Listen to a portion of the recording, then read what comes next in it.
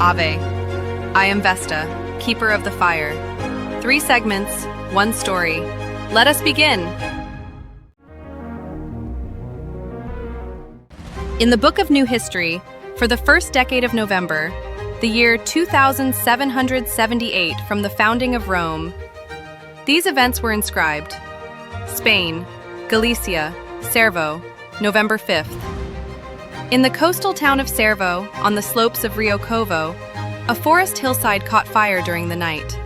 The flames climbed the hill around 4 in the morning and came within a few meters of the homes.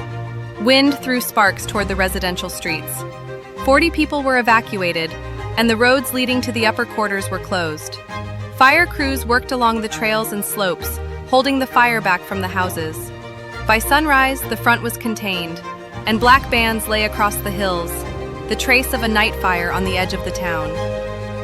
Japan, Kyushu, Sakurajima, November 8th. During the day on Kyushu Island, Sakurajima sent an ash plume 1.5 kilometers into the air. The cloud drifted northwest, dusting the streets of Kagoshima. Thin gray layers settled on roofs and roads. Flights were delayed, and a smoke trail stretched over the bay. Seismographs caught short pulses, the movement of magma under the dome.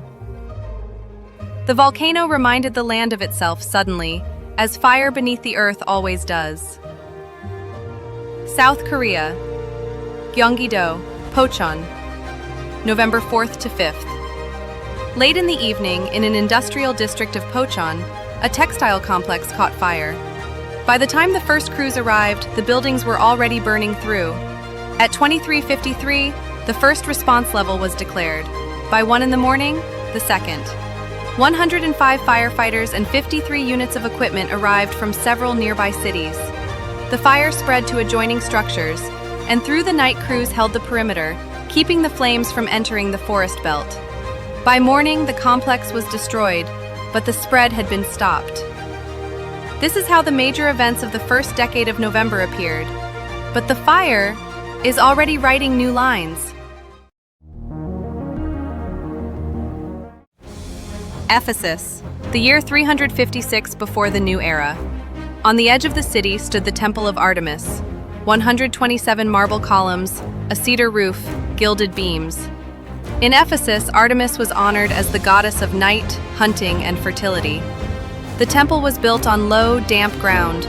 The soil was meant to soften tremors and protect the sanctuary from fire. Inside stood her cult statue, a wooden figure covered in gold and silver, one of the wonders of the ancient world. At night, Herostratus entered through a side passage and set the wooden beams alight. The fire appeared in the upper structure and moved quickly across the roof. Its glow was visible from the harbor. Priests and townspeople brought water, but the beams collapsed faster than hands could reach the rafters. The heat scorched the marble, the roof fell inward, and the temple burned like a vast furnace. By morning, traders arrived. They collected charred fragments of the columns and sold them to pilgrims as the coals of Artemis. The ashes were carried across Asia Minor as charms against misfortune. Thus, the ruins became merchandise. They found the culprit, Herostratus. He said only, "I wanted my name to be remembered." He was executed and his name was forbidden to speak. But the ban turned into a paradox. His name became a common word, a name for those who destroy so that they may be remembered. The price of such memory is death and disgrace. The Temple of Artemis was built again, but 5 centuries later it fell once more, burned by the Goths during a raid in the 2nd century of our era. Today, only a single column remains, assembled from broken pieces, the last trace of a sanctuary that fire consumed twice.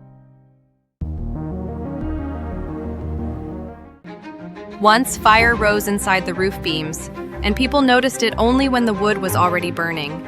Today, lasers see what human eyes could not, a microscopic shift in the material, the first sign of heat building inside.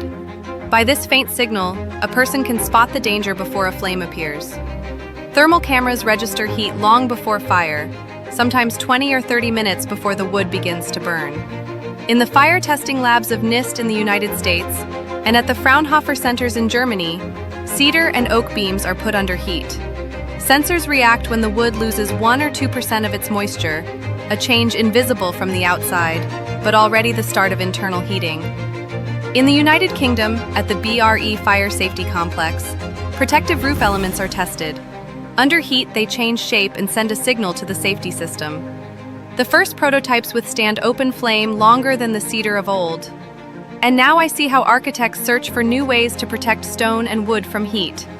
Inside the columns, they test thin cooling channels, and under the roof, a grid of laser beams that tracks even small shifts in temperature. So the fire that once consumed the temples of Ephesus becomes knowledge. It remains a trial, but humanity has learned to read its signs. You have touched my chronicle. Nova Ignis. A headline: New Stories of Fire.